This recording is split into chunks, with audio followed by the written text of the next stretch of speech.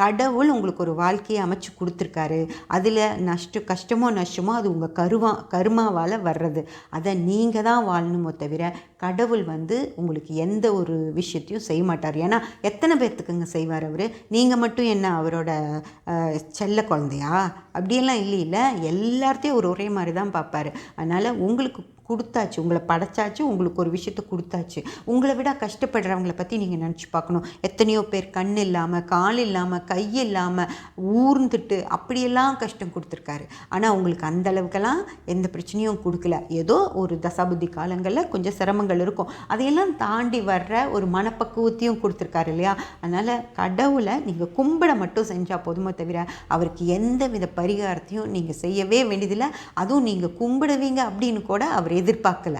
உங்களுக்கு செய்ய வேண்டியது அவர் செஞ்சுட்டு அவர் வேலையை அவர் பார்த்துட்ருக்காரு. அதனால் தயவு செஞ்சு இந்த பரிகாரம் அப்படிங்கிற விஷயங்களை நம்பாதீங்க.